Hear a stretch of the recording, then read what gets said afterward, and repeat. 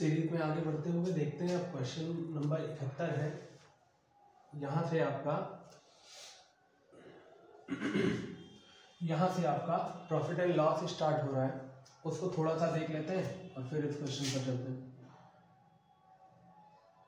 दो चीजें होती हैं, एक खरीदने वाला और एक बेचने वाला। जो खरीदने वाला होता है वो हमेशा सीपी कहा जाता है, उसे कॉस्ट प्राइस बोलते हैं और इसे हिंदी में क्रय मूल्य बोलते हैं। जो बेचने वाला है उसे एसपी यानी कि सेल्स प्राइस या फिर विक्रय मूल्य बोलते हैं। अब यहाँ थोड़ा सा विचार करके देखिए कि अगर खरीदने वाला ज्यादा हो जाए और उसे बेचा कम पड़ जाए तो हम ये कहेंगे कि घाटा हुआ है। इसी घाटे को हानि कहा जाता है। तो इसका मतलब है कि आप क्या करेंगे, इस क्रय मूल्य से विक्रय मूल्य को घटा रहे होंगे, तभी तो आपको पता चलेगा कि घाटा 20 रुपए का हुआ है।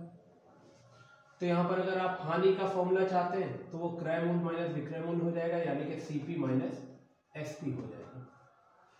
अगर यही पोजीशन उल्टी हो जाती है कि लाभ होता है तो लाभ में आप क्या करेंगे, विक्रय मूल्य से क्रय मूल्य को घटाएंगे।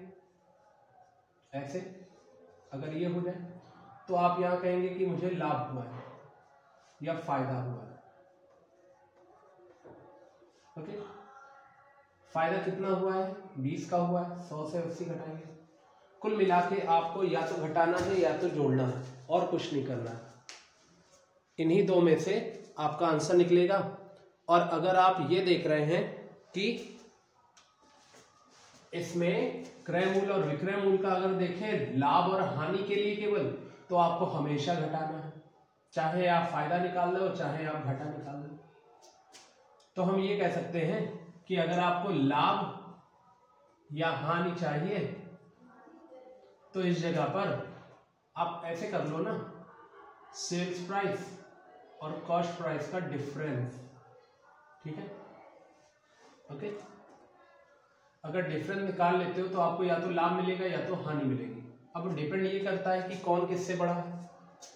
अगर सीपी बड़ा हुआ तो लाभ होगा, सॉरी हानि होगी, यानी कि लॉस में जाएगा। अगर एसपी बड़ा हुआ तो प्रॉफिट में जाएगा। ओके, ये दो चीजें थी। अब दूसरी चीज देख लेते हैं और आगे। इसी में अगर इसी में हम इसका प्रॉफिट परसेंटेज निकालना चाहें तो परसेंटेज कैसे निकाला जाएगा, कुछ इसका बेसिक समझ लीजिए। कभी भी आपके मार्क्स आए होंगे, सपोज करिए 600 में आपके कुछ भी मार्क्स आए हो, 500 मान लेते हैं, ये कटेगा नहीं, 300 मान लेते हैं। ठीक है, कटने वाले नंबर लेते हैं। तो अगर 600 में 300 आपके मार्क्स आए हैं तो आप हमेशा 300 के ऊपर रखेंगे, नीचे 600 को रखेंगे, इंटू 100 करेंगे, ये आपका परसेंटेज निकल आएगा किसी भी चीज का निकालना।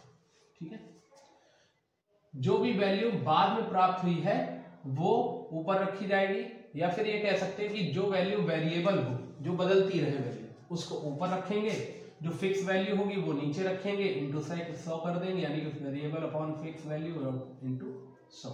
क्लियर हो रहा होगा। अब अगर इधर प्रॉफिट का परसेंटेज निकालना है तो ऊपर प्रॉफिट रख दीजिए। अब यहाँ फिक्स वैल्यू में क्या आ जाएगा, फिक्स वैल्यू में हमेशा आपका सीपी रहेगा, क्योंकि खरीदने वाला कॉस्ट कभी नहीं बदलेगा। आपने एक बार खरीद लिया तो उसी मूल्य पर खरीद लिया, आप बेच दो अलग अलग मूल्य पर सकते हैं। यहां पर अगर लॉस हो जाएगा तो भी सीपी रहेगा, इंटू 100 रहेगा। अब यहां पर आप अगर चेंज करना चाहते हैं तो चेंज कर सकते हैं। अगर आप प्रॉफिट क्रय मूल्य पर निकालना चाहते हैं तो क्रय मूल्य पर निकल जाएगा, तब सीपी रहेगा। अगर आप प्रॉफिट विक्रय मूल्य पर निकालना चाहते हैं तो एसपी रहेगा। अगर आप प्रॉफिट अंकित मूल्य पर निकालना चाहते हैं तो एमआरपी रहेगा। ये एमआरपी क्या होता है, एमआरपी होता है किसी रेट पर प्रिंटेड वैल्यू। मैं देख पा नहीं रहा हूं, उसमें मार्कर की कहीं वैल्यू रखी नहीं, अगर किसी में रखी होती तो वो उसकी प्रिंट वैल्यू हो जाती, यानी कि प्रिंटेड रेट हो जाता। ओके,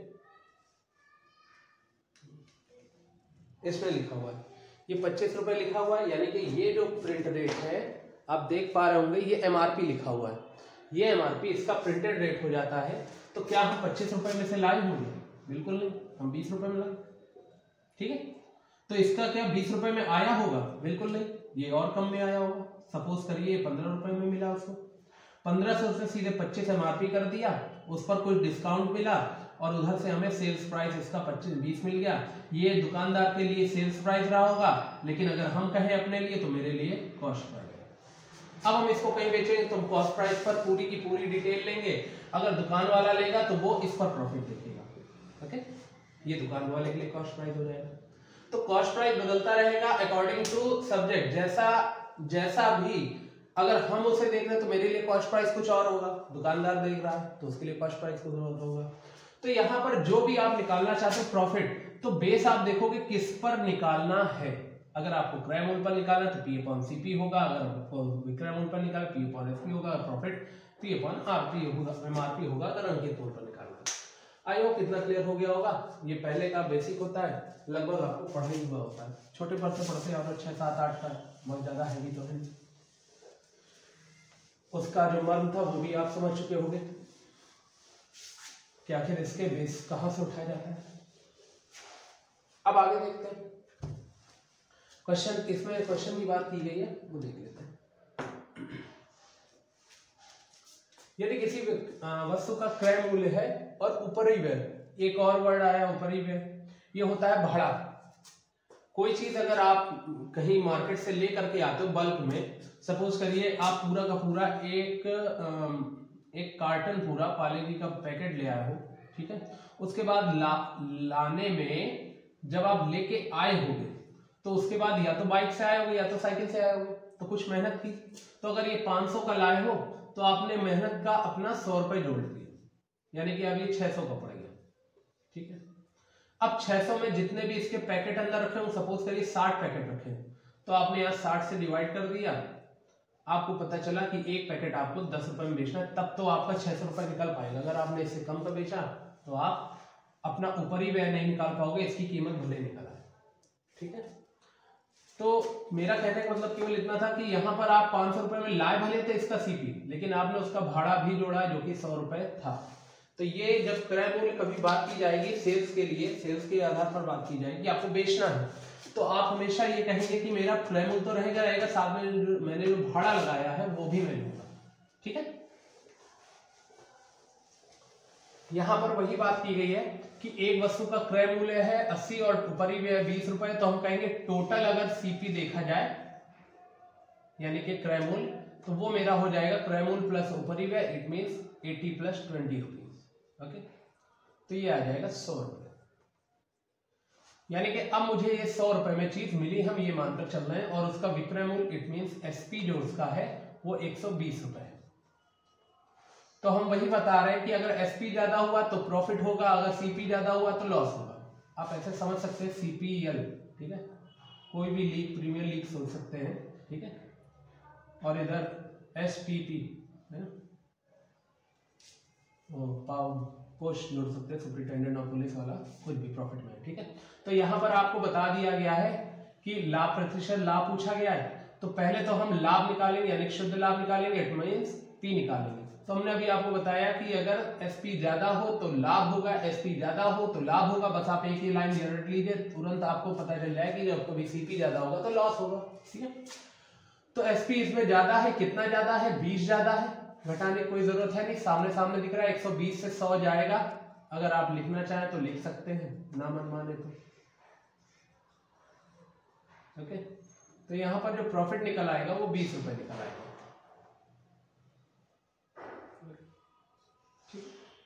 20 रुपए निकल आएगा।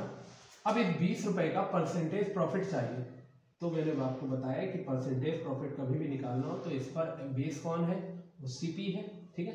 तो CP पर बेस है तो ऊपर प्रॉफिट रखेंगे यानी कि 20 रुपए और नीचे 100 रुपए इंटू 100 करते हैं, ये हमारा प्रॉफिट निकल आएगा, 100 से 100 कट जाएगा, ये 20% आ जाएगा। आई होप क्लियर हो गया होगा, नोट कर लीजिए। नेक्स्ट क्वेश्चन पर चलते हैं।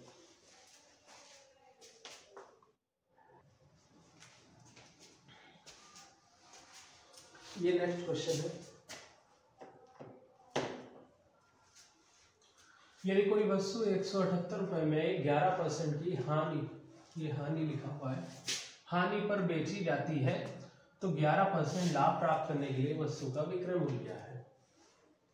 एक चीज लाई गई थी 178 रुपए में, सॉरी एक चीज थी जो किसी पैसे पर लाई गई होगी, कोई रुपए रहा होगा, और जब वो बेची गई तो 11% की हानि पर बेची थी।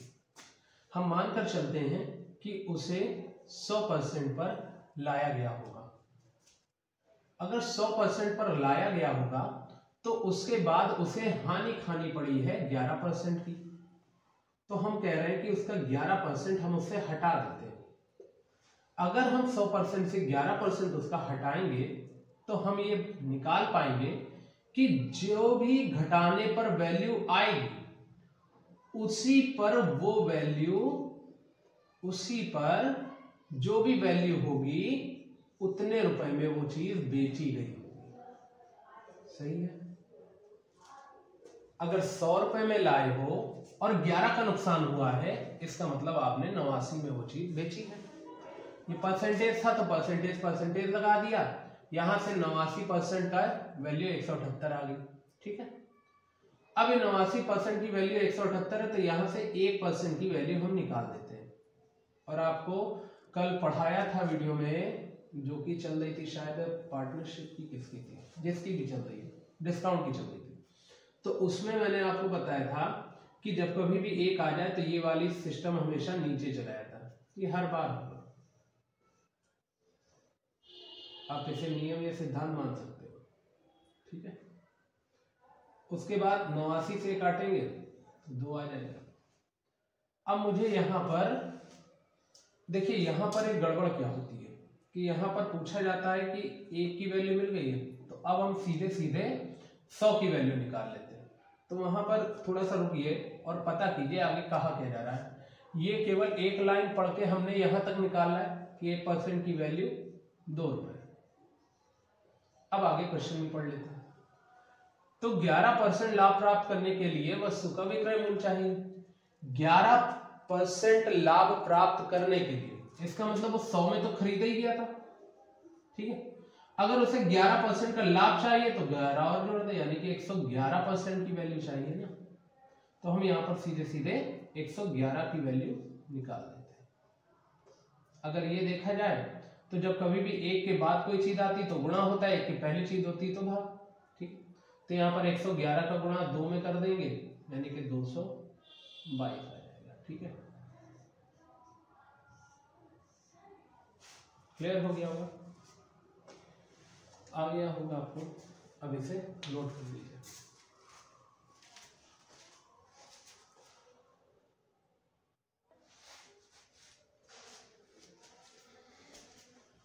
यहाँ पर आप 2 क्वेश्चन देख रहे होंगे, दोनों सेम क्वेश्चन है, बस अलग अलग तरीके से लिखा हुआ है। दोनों का ऑप्शन भी सेम है, और दोनों का जब ऑप्शन सेम है तो आंसर भी सेम होगा। कभी भी ऐसा होता है कि कोई भी चीज एक ही मूल्य पर बेची जाए, याद रखिएगा, इसमें पहली कंडीशन ये है कि एक ही प्राइस रेट पर हो,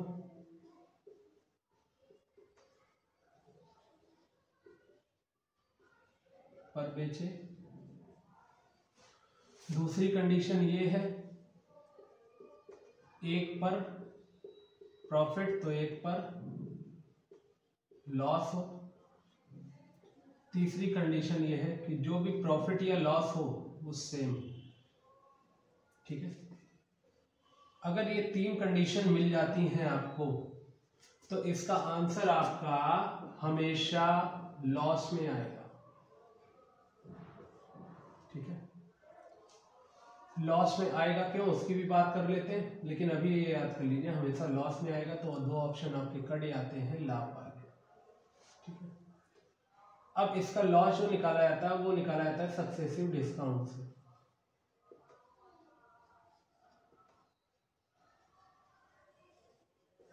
ठीक। 2 लगातार प्रतिशत का लाभ और हानि हो रहा है, लिखा हुआ है, तो इसको हम इस तरह से लिखते हैं। ये फॉर्मूला सक्सेसिव डिस्काउंट में जो लगता था वो था a + b - 1 b/a सॉरी 100%। ठीक है, ये था। तो तो यहाँ पर भी वही करेंगे, जो लाभ है उसे प्लस का लिखेंगे। देखिए 20% का लाभ हुआ, इसमें भी 20% का लाभ हुआ है, ठीक है। फिर उसके बाद 20% की हानि हुई है तो उसे माइनस से लिखेंगे, ठीक है। ये हानि हुई है, इसमें भी हानि हुई है, ठीक। उसके बाद आप यहां पर देखिए लिखेंगे प्लस 20 इंटू -20, ये दोनों प्लस माइनस होकर के यहां पर यही वो माइनस आता है। क्लियर हो गया होगा। और अपॉन 100 होता है तो उसे ऐसे रख लेंगे, ठीक। अब उसके बाद यहां पर फॉर्मूला अप्लाई करेंगे। 20 से 20 कंप्लीट हो गया, कट गया, 20 को 400 हो जाएगा, अपॉन में 100 हो जाएगा, ये और ये कट जाएगा, बाहर माइनस था तो माइनस का 4% हो जाएगा, ठीक है। क्लियर हो गया। ये सक्सेसिव डिस्काउंट में माइनस होता है, लेकिन जब आप इधर पर प्लस माइनस के साथ रख रहे होंगे तब आप फॉर्मूला कुछ इस तरह से यूज करेंगे, नहीं तो अगर आप ऑलरेडी यहाँ माइनस लेंगे तो गलत हो जाएगा। यहाँ पर माइनस नहीं दीजिएगा, जैसे कि यहाँ पर प्लस का 20 लिया, माइनस का 20 लिया, और यहाँ प्लस इंटू माइनस का 20 लिया। अब आप देख पा रहे हो कि ये माइनस ऑलरेडी हो गया, ठीक है। अपॉन में 100 कर देंगे। ऐसा हर एक कंडीशन पर फॉलो होगा। तो आप इतना लंबा ना करके सीधे आप क्या करिएगा, जब कभी आपको ऐसा मिल जाए कि एक दुकानदार 2 टीवी सेटों का एक ही मूल्य पर बेचता है, यहाँ पर देखिए एक ही मूल्य पर बेचा और यहाँ पर भी 2 वस्तुओं में से प्रत्येक को 6000 में बेचा है, उससे कोई लेना देना नहीं रहता मेरा। उसके बाद लिखा है एक टीवी को 20% लाभ पर, इसमें लिखा है पहली वस्तु को 20% लाभ पर, दूसरे पर 20% की हानि होती है, दूसरे परसेंट पर 20% की हानि हुई है। शुद्ध लाभ या हानि इधर भी पूछा गया, उधर भी पूछा गया है, ठीक है। तो जब कभी ऐसा आ जाए तो आप सीधे सीधे क्या करिएगा, जो भी सेम दिया गया हो, ठीक है, उसको ऐसे लिख करके आप सीधे सीधे उसका होल स्क्वायर कर दीजिएगा, अपॉन में 100 कर दीजिएगा, आंसर आ जाएगा, ठीक आ जाएगा, सही। लेकिन अगर यहां पर कुछ ऐसा हो जाता कि एक को 20% प्लस पर बेचता है, दूसरे को 30% माइनस पर बेचता है, तब फिर ये कंडीशन कुछ बदल जाती है, ठीक है। आपको बस ये ध्यान रखना है कि यहां पर बेचता है ये कंपलसरी है, खरीदता नहीं है। खरीदता होगा तो दिक्कत आ जाएगी। जब कभी ऐसी कंडीशन आ जाएगी कि खरीदता और बेचता है, यानी कि यहां पर ये चीज बदलने लगेगी जब, ठीक है। ये बदले ना बदले वो बात की बात है, ये अगर बदलने लगता है तब फिर आप इस तरह से करेंगे कि CP, SP and profit and loss, तब आपको इस तरह से लगाना होगा, ठीक है। अभी क्वेश्चन आएगा तो देखते हैं, नहीं आएगा तो फिर अपनी सीरीज में कराएंगे। इसको नोट कर लीजिएगा, फिर नेक्स्ट कराते हैं।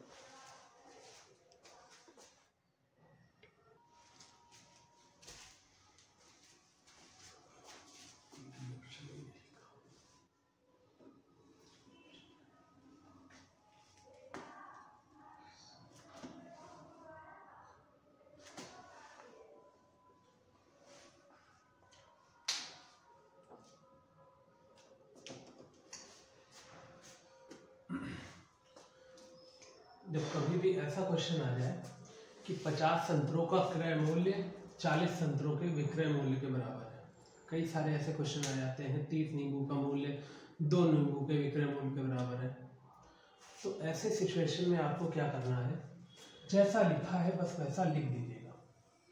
खास बात ये ध्यान रखिएगा, ये बराबर, अगर कहीं ऐसा लिख जाता प्रॉफिट एंड लॉस के क्वेश्चन में तो आप ये बराबर जरूर लगाइएगा। अब देखिए क्या लिखा है, 50 संतरों का क्रय मूल्य, यानी कि 50 क्रय मूल्य होता है सीपी, ठीक है।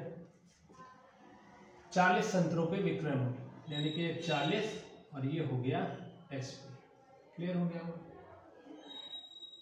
50 सीपी 40 एसपी, जैसा कि लिखा है 50 संतरों का क्रय मूल्य 40 संतरों के विक्रय मूल्य के बराबर है। तो यहां से अब सीपी अपॉन एसपी निकालेंगे, ये कट जाएगा, 4/5 आ जाएगा। अगर ऐसा हो जाएगा तो आप ये जान पा रहे होंगे कि खरीदने वाला 4 है और बेचने वाला 5 है। ठीक है, तो सीधी सी बात है, एसपी ज्यादा है सीपी कम है, एसपी ज्यादा होता है तो प्रॉफिट होता है। तो यानी कि ये हो जाएगा SP minus CP is equal to 5 minus 4 यानी कि 1 का प्रॉफिट हुआ। ये रेशियो चल रहा है आपको पूरा। ठीक है, अगर 1 का प्रॉफिट हुआ है तो किस पे हुआ है, तो ये भी पता करना है। ये कैसे पता करें, तो हमेशा किस पर होता है, हमने आपको पहले बताया कि सीपी पर होता है। तो यानी कि 1/4 इंटू 100 कर देंगे तो ये परसेंटेज आपका प्रॉफिट निकला है। ये आ जाए 25%। ठीक है, 25% आ जाए। अगर आप यहां पर कंफ्यूज हो रहे हैं कि मुझे किस पर निकालना है या क्यों घटाना है, तो फिर आप यहां तक आ पा रहे हैं, उसके बाद देख लीजिए। आप यहां से वही निकाल दीजिए, अगर लाभ है तो कितना ज्यादा किससे ज्यादा, अगर हानि है तो कितना कम किससे कम। तो यहां पर देखिए कितना ज्यादा है तो 5 में से 4 घटाएंगे, 1 ज्यादा है। ठीक है, किससे ज्यादा है, 4 से ज्यादा है, तो 1/4 गुणे 100 कर देंगे। ठीक है, तो भी 25% हो गया। क्लियर हो रहा होगा, नोट कर लीजिए। नेक्स्ट क्वेश्चन देखते हैं।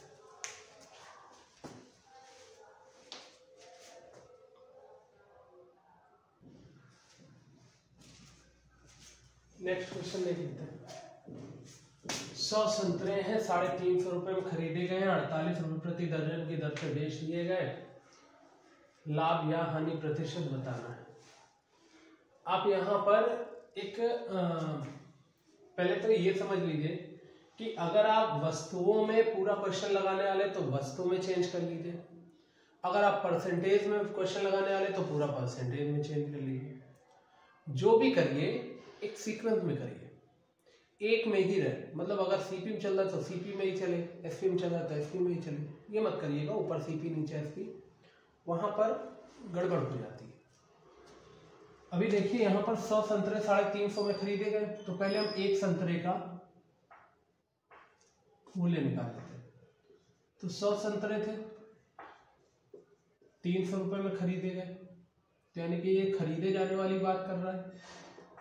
तो एक संतरे का अगर मूल्य निकालें तो यहां पर 100 का भाग कर देंगे, 3 रुपए आ जाएगा। ठीक, ये बात हो गई सीपी की। सीपी मेरा निकल गया। अब दूसरी बात की गई 48 रुपए प्रति दर्जन की दर से बेचे गए, यानी कि 12 संतरे कितने में बेचे गए, तो आप बताओगे 48 रुपए में, क्योंकि एक दर्जन में 12 संतरे होते, 12 वस्तु होती। तो यहां से एक संतरा कितने में बेचा गया, तो आप ये पता कर पाओगे 12 चौको 48, 4 रुपए में। ये बात कर ली एसपी की। अब देखिए हमने सारी चीजें एक पर निकाल ली, अगर एक पर निकाली तो अब आप आराम से कर सकते हैं। एसपी ज्यादा है तो लाभ होगा, हानि वाले कटे। अब एसपी पर लाभ हुआ है तो वही चीज करिए कि प्रॉफिट लाभ पर क्या करेंगे, यानी प्रॉफिट लाभ पर क्या, परसेंटेज प्रॉफिट पर क्या करेंगे, यहां पर एसपी माइनस सीपी अपॉन में सीपी पर ही निकाला जाएगा इंटू 100,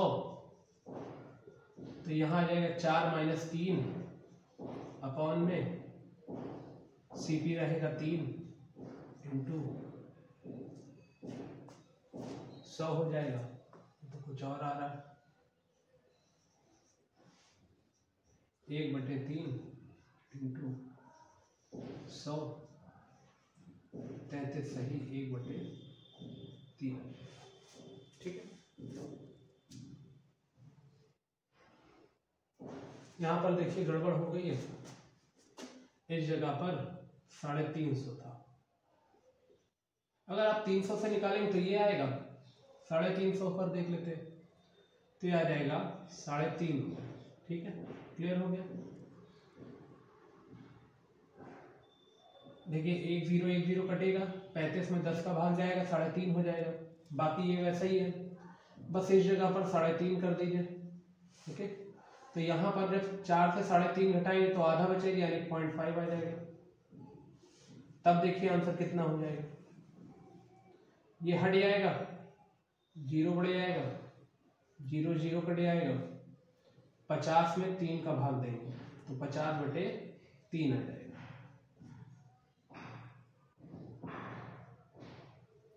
3 एकम 3, ठीक है, 2 बचेगा, 20 आएगा, 3 18। फिर कुछ गड़बड़ हो रही है। हाँ, यहां पर देखिए सीपी जो है 3.5 से भाग दिया जाएगा, ठीक। इस जगह पर 0.5 आ जाएगा और ये 3.5 आ जाएगा, इंटू 100 आ जाएगा, ये हट जाएगा, 5 सत्ते 35 हो जाएगा, 100/7 हो जाएगा। 100/7 यानी कि 1/7 की फ्रैक्शन अगर आपको पता है या फिर आपने परसेंटेज पढ़ा हुआ है तो आप बता पाएंगे 14 से ही 2/7% होता है। अगर नहीं पढ़ा हुआ है तो 100 में 7 का भाग दे दीजिए। 7 एकम 7, 3 30, 7 चौको 28, 2, 14 से ही 2/7, ठीक है, क्लियर हो गया हो। और चूंकि यहाँ पर एसपी ज्यादा था तो लाभ हो रहा है, ये कर लीजिए। नहीं करने का मन है यहाँ पर वो कर लीजिए, कितना ज्यादा किससे ज्यादा, ठीक है, ओके। तो आप बता पाएंगे कि कितना ज्यादा, 4 ज्यादा किससे ज्यादा, 3.5 से ज्यादा, सॉरी कितना ज्यादा, 4 में 3.5 घटा दीजिए, और किससे ज्यादा यानी कि 3.5 से ज्यादा, ठीक है, उससे कर लीजिए, उससे भी आ जाएगा, नोट कर लीजिए। नेक्स्ट करते हैं।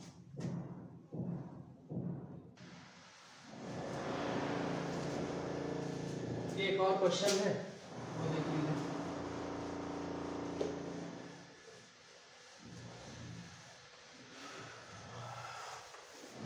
यदि 24 वस्तुओं का क्रय मूल्य 18 वस्तुओं के विक्रय मूल्य के बराबर, ये वही वाला क्वेश्चन आ गया जो भी करा चुके हैं।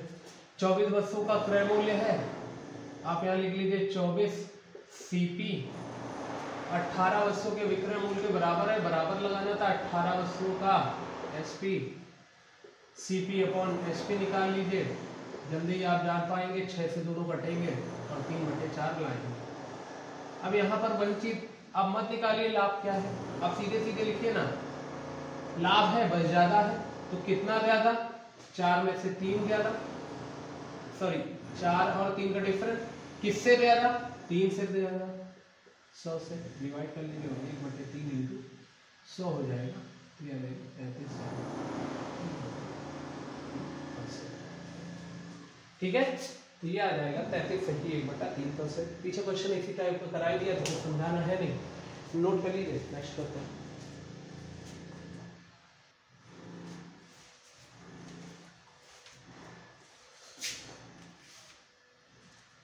एक व्यक्ति ने 2 गायों को 4200 रुपए में खरीदा।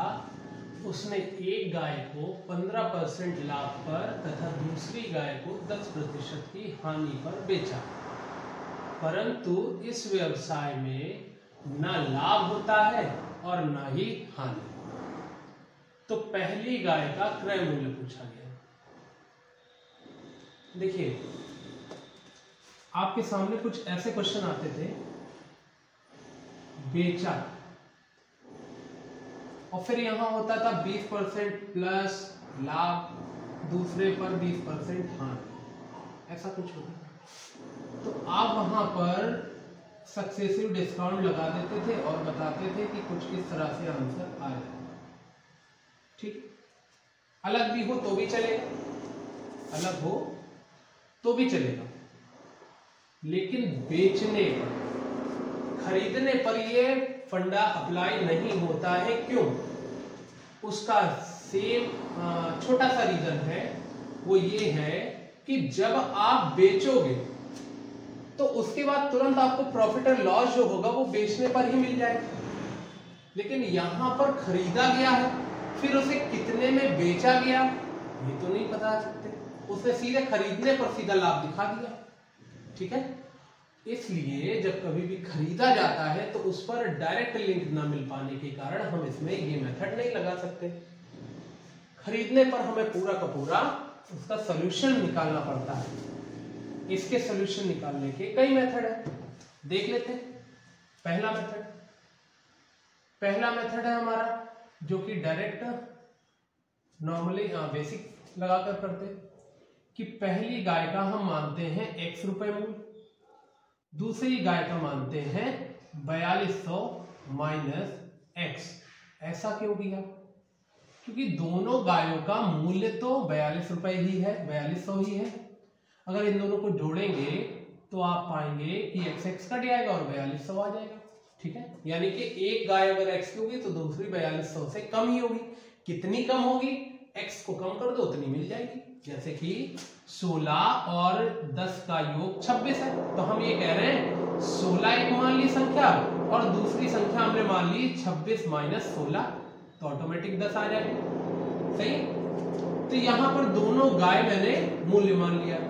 ठीक, अब देखिए होता क्या है, जो पहली गाय है वो उस पर 15% का लाभ निकालता है, यानी कि 15% लाभ पर बेचा जाता है। तो इसका सेल्स प्राइस हम देख लेते हैं, x का 15%, यानी कि जब वो 15% पर बेचेगा तो x तो रहेगा ही रहेगा, है ना, और x का 15% और आ जाएगा, तो यानी कि प्लस x का 15%। क्लियर? ये पहली गाय का बेचने का मूल्य यानी कि एसपी आ गया। देखिए हम लोग एसपी ही निकाल रहे हैं, जब हमने आपको बताया था बेचा और उसके बाद लाभ और हानि बताया तो वो भी बेचे पर ही चल रही थी, यहां पर भी हम एसपी के लिए ही चल रहे हैं। ठीक है, उसके बाद फिर दूसरे में क्या किया? ठीक है, दूसरे में भी इसको जोड़ा है। तो अब हमने क्या किया, दूसरी गाय लिखी और उसके बाद इस पर अब जितनी भी हानि होगी वो इससे जोड़ी तो नहीं जाएगी ना, घटाई जाएगी। तो इसका मतलब हो गया 4200 माइनस x, ठीक, उसका 10%। क्लियर हो गया? इतना आ रहा होगा समझ में आपको, ये किया गया है। इतनी बात आपको अच्छे से समझ में आ रही है। अब उसके बाद हुआ क्या है भाई, ये नहीं पता चल रहा है, तो देखिए क्या हुआ है। अगर हम देखें तो हम ये पता कर पाएंगे कि ये दोनों का दोनों मूल्य, यानी कि ये पहली का एसपी है और ये दूसरे का एसपी है। ठीक, और दोनों को जब बेचा जाता है तो वो कुल कितने रुपए हो जाते हैं? टोटल 4200 रुपए में ही बेचा जाता है। ये बात समझ में आ रही है? थोड़ी देर पहले क्वेश्चन में हमने यही आपको बताया था कि अगर आप सीपी लेके चल रहे तो सब जगह सीपी लेके चलिए, अगर आप एसपी लेके चल रहे तो सब जगह एसपी लेके चलिए। ठीक है, जब कभी भी खरीदा बेचने वाला क्वेश्चन आएगा तो आप किसी भी तरह से पहले एसपी फाइंड कीजिए। अगर आप एसपी फाइंड कर लेते हैं तो आप उसका परसेंटेज प्रॉफिट एंड लॉस लगा सकते हैं। बस मेरा इतना है।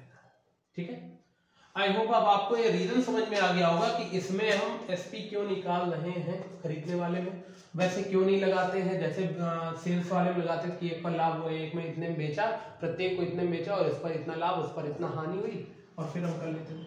ठीक है, अब इसे सॉल्व कर लेते हैं। तो देखिए x से x कैंसिल हो गया, 4200 से 4200 कैंसिल हो गया। ठीक है, इसको हम उस तरफ भेज दे रहे हैं तो ये आ जाएगा x का 15% इक्वल 4200 माइनस x इंटू 10/100। ठीक है, सॉल्व कर लेते हैं। 100 से 100 चला गया, 5 से 15, 5 दूनी 10। ठीक है, ये 3x है और ये 2x है, जब इसके साथ मल्टीप्लाई होगा तो ये उठ करके इधर आएगा, तो 3x और 2x मिलकर के हो जाएंगे 5x। ठीक है, ये आ गया 5x इक्वल, अब इस 2 को मल्टीप्लाई इससे भी तो होगा, तो 4200 इंटू 2, छटपटाइएगा नहीं कि 2 का गुणा कर दो, थोड़ा सा सब्र रखो। ठीक है, x से अब इसे काट देना। अब देखो x से काटोगे किस तरह से, 4200 पूरा काटोगे टाइम लगेगा, आप केवल 100 काटो, 5 से काटोगे 20 हो जाएगा,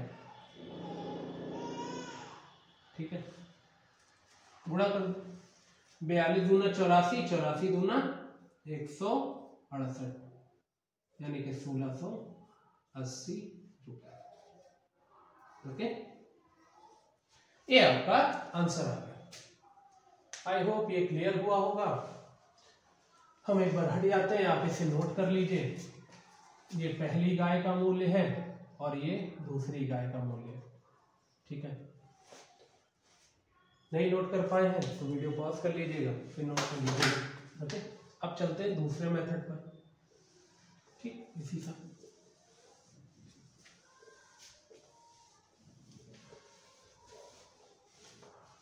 दूसरा आप एलिगेशन मेथड लगा सकते हैं। वो कैसे होगा कि 4200 रुपए था। ओके, 4200 रुपए था, उसमें उसने पहले पर प्रॉफिट कमाया 15% का, तो हम ये कह सकते हैं कि उसने उसे 15 पर नहीं 115 पर बेचा होगा, यानी कि 100 रुपए उसका मूल्य रहा होगा, तो 100 रुपए पर 15% प्रॉफिट कमाया, यानी कि 115% पर उसने बेचा। ठीक है, और दूसरे पर देखा जाए तो 10% की हानि हुई, इसका मतलब 100 से 10 घटाएं तो 90% हो गया। इसका रेशियो निकाल लेते हैं, 23 आ जाएगा आई थिंक, और ये आ जाएगा 5 एकम 5, 4 बचा, 5 अठे 40। ठीक है, कितना आगे मेरे ख्याल से सही है। अब देखिए यहां पर ये मेरा आ गया है 23 और 18।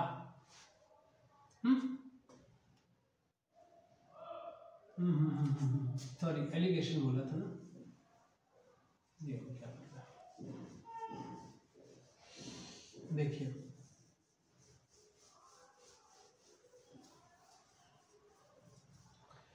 पहला आपको ये बेचा गया था 100 और 15, यानी कि 115 पर, और ये लॉस हो गया 90% का। ठीक है, ओके, इतना क्लियर हो गया।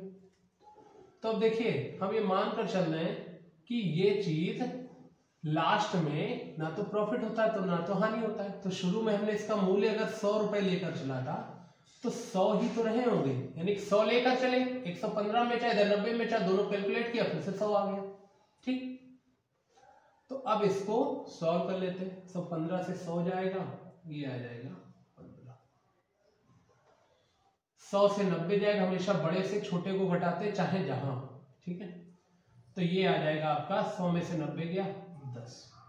ठीक, इसका रेशियो निकाल लेंगे, परसेंटेज से परसेंटेज गया 15, 10, 5 दूनी 10 और 5 10 15। ठीक है, 2 और 3, ठीक, सॉरी 2 और 3, ये इसका अनुपात निकल आया, यानी कि इस पर 2 मिला तो इस पर 3 मिला। ठीक, तो अब यहां पर आपका 2 और 3 जो है वो कितना हो जाएगा, 5। ठीक, 5 आ गया। अगर 5 आ गया तो 5 जो है वो एसपी तो आया है, तो 5 की वैल्यू थी कितनी, 4200, 4200, सॉरी सीपी आया।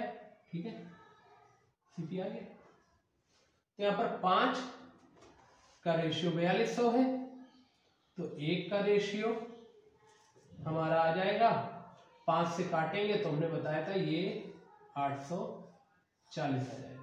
ठीक है, कैसे आएगा, 100 काटिएगा 5 से, 5 दूनी 10, 20 हो जाएगा, और 20 इंटू 42 यानी 84।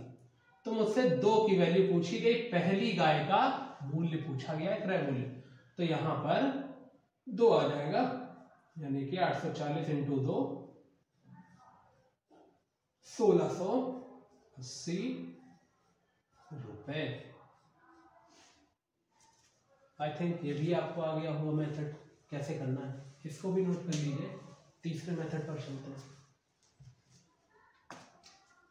जो समझ में आए आपको आप वैसे करिएगा।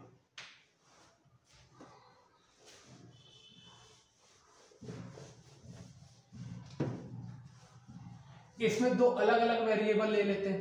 जैसे x और दूसरा y, ठीक है। यहां पर देखिए पहली बेची गई है 15% पर, दूसरी बेची गई है 10% के लॉस पर। अगर इसका रेशियो निकाल लें तो वो आ जाएगा 3 और 2 का, ठीक है। फिर से वही आ गया, इन दोनों का इक्वल 5 4200, एक आपका आ जाएगा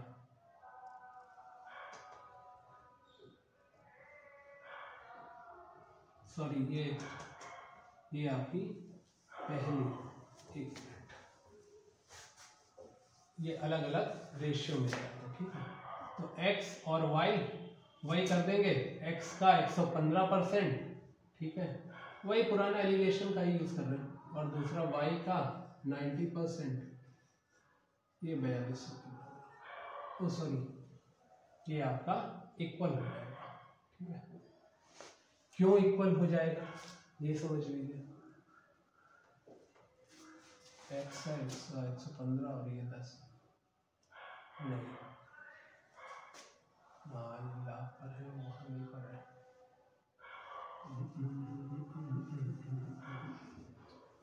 x का, हाँ ये लाभ पर है तो x का 15% रहेगा, ये रहेगा y का 10% रहेगा, ठीक है। तो यहाँ से x अपॉन y निकाल लेंगे, वही CPSP वाला है, 10/15 हो जाएगा, 2/3 आ जाएगा, ठीक है।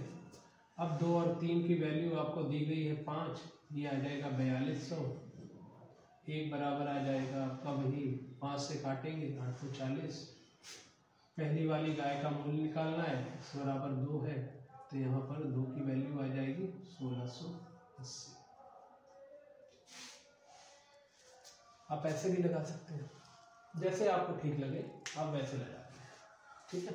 वेल इसका आंसर आ जाएगा 1680। ये बराबर इसलिए कर दिया गया है क्योंकि इसका जो 15% है और इसके 10% पर जो भी बेचा गया है वो आपस में इक्वल है। आई होप क्लियर हो गया, फिर इसे कंप्लीट कर लीजिए, फिर चलते हैं नेक्स्ट क्वेश्चन पर। नॉट प्रॉफिट, वही नो प्रॉफिट नो लॉस पर जब भी ऐसा होता है तो आप ऐसा कर सकते हैं।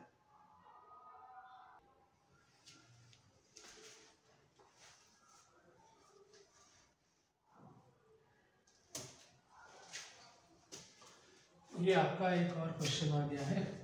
विजय ने 15 किलो दाल 14.50 रुपये पर किलोग्राम तथा 10 किलो दाल 13 रुपये पर केजी की दर से खरीदी। दोनों प्रकार की दालों को मिलाकर मिश्रण को 15 रुपये पर किलोग्राम की दर से बेचने पर लाभ होगा। लाभ पूछा गया है, आप इसमें देखिए केवल लेंथी क्वेश्चन है, केवल आपसे कैलकुलेशन कराना चाहता और कुछ नहीं। 15 किलो दाल थी, उसका मूल्य 1 किलो दाल का था 14.50, तो 15 किलो दाल का हो जाएगा 15 × 14.50, ये हो गया दाल का मूल्य। उसके बाद है 10 किलो दाल, दूसरी तरह की है, यानी कि इसी में जोड़ दे रहे। 10 किलो दाल 13 रुपए के हिसाब से खरीदी, एक दाल 14.5 रुपए के हिसाब से खरीदी, एक दाल 13 रुपए के हिसाब से 10 किलो खरीदी, ठीक है। उसके बाद क्या किया, इन दोनों को मिला दिया, तो मिला दिया यानी कि जोड़ दिया, ठीक है। और उसके बाद दोनों प्रकार की दालों को मिला करके मिश्रण में 15 रुपए पर केजी की दर से इसे बेच दिया गया। अब देखिए मिश्रण है तो यानी 15 किलो दाल ये रही होगी, 10 किलो दाल ये रही होगी, ठीक है। तो 15 और 10 25 किलो दाल हो जाएगी, ठीक है। 25 किलो दाल होगी, कितने रुपए के हिसाब से बेच दी, 15 रुपए के हिसाब से बेच दी, ओके। तो इसको घटा के निकाल लेना है, ओके। करते हुए 15 का 14.5 से करना है, तो देखिए ये आधा ही तो कम है, तो 15 × 15 कर ले, 225 आ जाएगा। अब 15 का आधा करेंगे तो 7.5 रुपए होगा, जोड़ लीजिए, 7 5 12 232.50, क्लियर हो गया। इसका आंसर आ गया 232.50, गुणा कर लीजिए, ठीक। कैसे किया, 15 का 15 से किया गुणा, ठीक, तो 225 आए, अब 225 था लेकिन यहाँ 15 नहीं 14.5 था, तो यानी कि 0.5 कम था, तो 0.5 से इसका और मल्टीप्लाई कर दिया तो आधा कर दिया, यानी 0.5 आधा 7.5 रुपये हो गए, 7.5 इसमें और कर दिया। इधर पर 10 13 इसको कर दिया। यहाँ पर 25 से 15 का गुणा करना है, तो 25 का एक बार 10 से गुणा कर दो 250 हो जाएगा, 25 का एक बार 5 से गुणा कर दो 125 हो जाएगा, ये आ जाएगा 375। एग्जाम हॉल में आपको बर्डन नहीं लेना है, बस आप गुणा कैसे कर रहे हो ये डिपेंड करता है कि वहां पर आप पर कितना प्रेशर और इंक्रीज होने वाला है। ठीक है, इन दोनों को जोड़ देते हैं। 130 232, 200 इधर से निकाल लो, 100 इधर से निकालो, 300 हो गया। 300 में से चला गया। ठीक है, इसका मतलब ये गुणा गलत हुआ है, इसको देख लीजिए, कहीं पर कुछ गड़बड़ हो गई है क्योंकि मुझे कम आता हुआ प्रतीत हो रहा है। ठीक, तो वो चीज क्लियर कर लीजिए। 15 गुणे 15 इसका गुणा कर लेते हैं, 14.5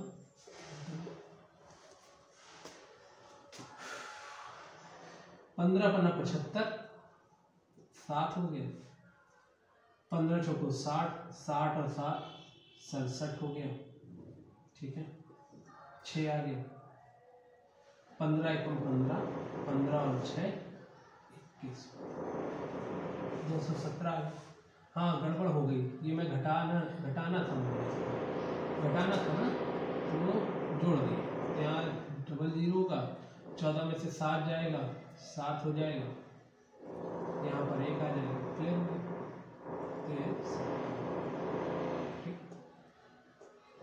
217.50, तो यहाँ पर 217 और 130। ठीक है, अच्छा इसमें देखिए ये घटाना नहीं होगा, यहाँ पर डिफरेंस कर लीजिएगा, यानी कि जो बड़ा होगा, डिफरेंस मतलब था जो बड़ा होगा वो छोटे वाले को घटा देगा, तो यानी 375 से इसे घटाया जाएगा। यहाँ पर 130 है तो वही बताया हमने आपको, 200 इधर से निकाल लीजिए, 100 उधर से निकाल लीजिए, 300 इधर से निकाल लीजिए, 300 कर दिया, अब बचा इधर 75 और इधर पर बचा 30 और 17.5, 30 और 17.5 बचा। ठीक है, ये हो जाएगा 37.5, 75 में घटाना है, घटा लीजिए, 10 में से 5 गया 5, 14 में से 7 गया 7, यहाँ 6 आ जाए, 6 में से 3 गया 3, 37.5 गड़बड़ हो गया, और फिर धीरे गुणा कर लीजिएगा, आ जाएगा 30 और 17 जोड़ेंगे तो कितना हो जाएगा, 30 और 17 यहाँ जाएगा 47.5, 75 से इसे घटाएंगे 47.5 हो जाएगा, 5 आ जाएगा, 4 आ जाएगा, ये सॉरी 7 आ जाएगा। ठीक है, और यहाँ पर 6 में से 4 जाएगा 2, 27.5 रुपये आ जाएगा। ठीक है, क्लियर हो गया होगा। अब एक चीज समझिए, ऐसे क्वेश्चन जो कैलकुलेटेड होते हैं तो उसमें जो आपको मेथड बिल्कुल अच्छे से पकड़ में आ रहा हो आप वही करिएगा, नहीं तो ऐसे ही घूमते रह जाएंगे, छोटी छोटी गलती होगी, बार बार उसे लगाना पड़ेगा। अब सोचिए एक बार का क्वेश्चन था 3 लाइन का, इतना सारा उसमें रायता पैदा। चलिए कोई बात नहीं, 79 हो गया, 80 नंबर देखते हैं।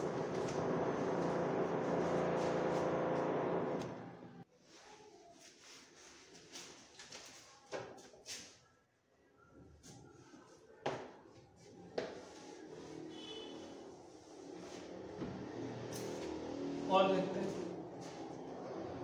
किसी वस्तु को 48 रुपए में बेचने पर 20% की हानि होती है, इस वस्तु पर 20% का लाभ कमाने के लिए विक्रय मूल्य चाहिए। 2 तरीके से लगा देते हैं, 20 रुपए की 20% की हानि होती है, इसका मतलब 100% में कोई चीज लाई गई होगी, 20% की हानि हो रही है, इसका मतलब उसे 80 में बेचा गया होगा, तो यानी कि 80 में बेचने पर उसे 48 रुपए में बेचने पर 20% की हानि हो रही, यानी कि 80% उसका 48 रुपए है। ठीक है, तो 1% उसका कितना हो जाएगा, आप यहां से इसको कैलकुलेट करेंगे तो आप पता कर पाएंगे कि अगर 1% इसका निकाला जाए तो 8 48 यानी कि 0.6, ओके 0.6 रुपए आ जाता है।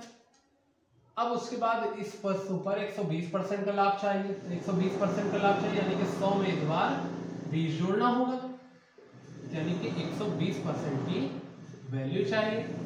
तो 120 का 0.6 से गुणा करेंगे तो यहाँ पर 0 हो जाएगा, 12 छंग 72। इट मीन्स उसका जो आंसर होगा वो 72 रुपये आ जाएगा। ठीक है, ऐसे कर लीजिए, चाहे तो ऐसे कर लीजिए। 20% की हानि हो रही है तो 20% की फ्रैक्शन बना लीजिए, 1/5। अब हानि हो रही है तो 5 का 20% जो होगा वो 1 होगा। जो भी यहाँ लिखा होता है वो हमेशा ऊपर वाली वैल्यू ही काउंट होती है। ठीक है, अगर यहाँ लिखा है यहाँ पर लिखा हुआ है 80%, ठीक है, और इसकी जो फ्रैक्शन आप तोड़ते हैं 4/5, तो इसका मतलब है 100% 5 को शो करेगा और 80% 4 को शो करेगा। ऐसा हमेशा होगा। ठीक है, तो यहाँ पर 20% 5 को 100% हो जाएगा, 20% 1 हो जाएगा। 20% की हानि हो रही तो 5 में से 1 को क्या करेंगे, घटा देंगे, तो आएगा 4 जो वैल्यू है वो है आपकी 48 रुपए। ठीक है, अब मुझे 1 की वैल्यू चाहिए तो 48 काट देंगे इसमें तो ये आ जाएगी 12 रुपए। अब उसके बाद मुझे चाहिए 20% लाभ, तो फिर से 20% की फ्रैक्शन रहेगी, वो हो जाएगी 1/5। इस बार लाभ चाहिए तो इस बार ऊपर प्लस हो जाएगा, तो ये यानी कि 6 की वैल्यू चाहिए, 5 और 1 6, तो 6 की वैल्यू चाहिए तो 12 × 6 इट मीन्स 72 रुपए। चाहे तो आप ऐसे कर लीजिए। ठीक है, जो आपको ठीक लग रहा हो आप ऐसा कर लीजिए, नोट कर लीजिए।